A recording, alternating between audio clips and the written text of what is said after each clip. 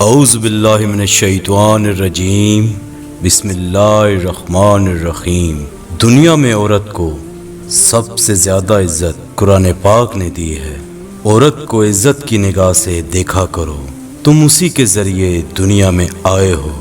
مرد کو عورت کے کردار کی کتنی فکر ہوتی ہے، اتنی فکر اگر اپنے کردار کی کرے تو کتنی عورتیں بد کردار کہلانے سے بچ جائیں۔ یہ سچ ہے کہ عورت میں درد سہنے کی عادت ہے، مگر اس کا یہ مطلب بھی نہیں کہ وہ درد دیے جانے کی مستحق ہے۔ مرد کا گناہ وقت کے تالاب میں کنکر کی طرح ڈوب جاتا ہے، جبکہ عورت کا گناہ ساری عمر کمل کے پھول کی مانند سطح آب پر رہتا ہے۔ بس یہی ایک سچ ہے۔ عورت کے لیے ضروری ہے کہ گناہ کرنے سے پہلے وہ اپنے آپ پہ ترس ضرور کھائے، کیونکہ گناہ کرنے والی عورت کو توبہ کے بعد بس اللہ معاف کرتا ہے، لوگ نہیں۔ عورت کی عزت کرو، کیونکہ قرآن نے خود عورت کو اپنی پسند ناپسند ظاہر کرنے کا پورا حق دیا ہے۔ سب سمجھتے رہے عورت معشوق ہے، صرف شاہ لطیف کو معلوم تھا کہ عورت عاشق ہے، اس لیے شاہ لطیف نے لکھا عورت عشق کی استاد ہے۔ عورت کے پاس یہ صلاحیت ہے کہ حالات کے تقاضے کا مطابق وہ والدین کا بیٹا بھی بن سکتی ہے اور اپنی اولاد کا باپ بھی۔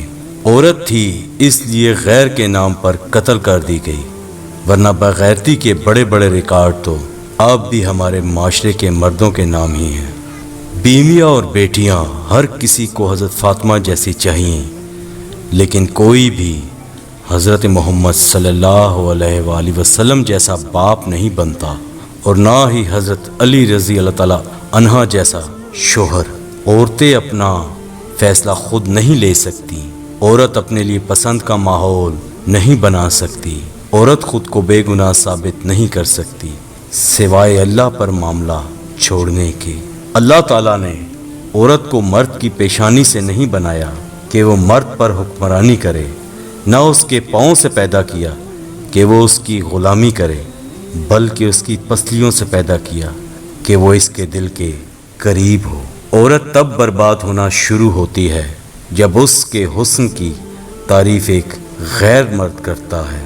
عورت اگر محبت کر بھی لے تو بھی اقرار نہیں کرتی، مرد کو محبت نہ بھی ہو لیکن اقرار ضرور کر لے گا۔ جب تک عورت نہ چاہے مرد اپنی حد کبھی پار نہیں کر سکتا۔ عورت مرکز نگاہ بننا چاہتی ہے، لیکن گھورے جانے پر اعتراض ہے اسے۔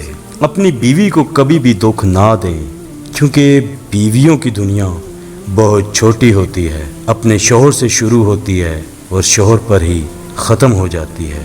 ایک لڑکی جب رخصت ہو رہی ہوتی ہے تو وہ صرف اپنا گھر نہیں چھوڑ رہی ہوتی، بلکہ گھر کے ساتھ اپنا بچپن، اپنے ناز و نخرے، اپنی انا، اپنا آپ بھی چھوڑ رہی ہوتی ہے۔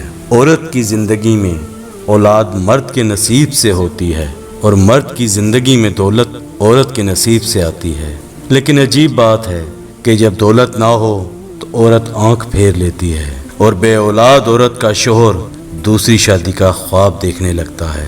عورت کی محبت کا کوئی ثانی نہیں، مرد کی خوشی کے لیے اپنی خواہشات اور عادات بھی مرد کی پسند کے مطابق کر لیتی ہے۔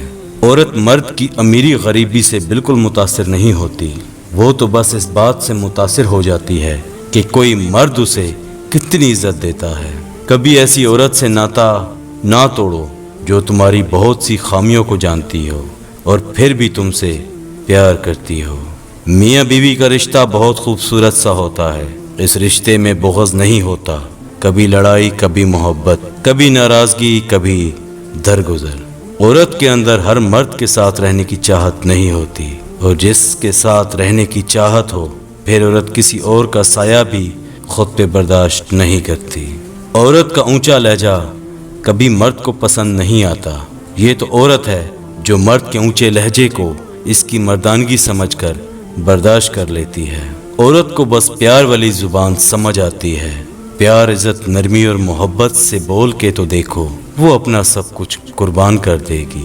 عورت کو محبت کم دو گے تو وہ سمجھوتا کر لے گی، لیکن عزت نہیں دو گے تو وہ اندر سے مر جائے گی۔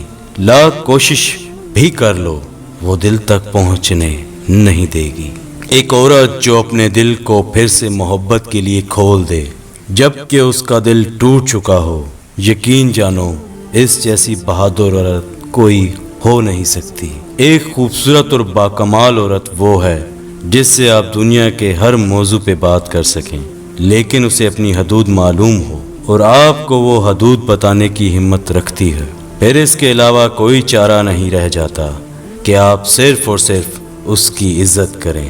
عورت اپنا فیصلہ خود نہیں لے سکتی، عورت اپنے لیے پسند کا ماحول نہیں بنا سکتی، عورت خود کو بے گناہ ثابت نہیں کر سکتی سوائے اللہ پر معاملہ چھوڑنے کے۔ ناظرین، اگر آپ کو ویڈیو پسند آئے تو ویڈیو کو لائک اور چینل کو سبسکرائب کر دیں۔ جزاک اللہ۔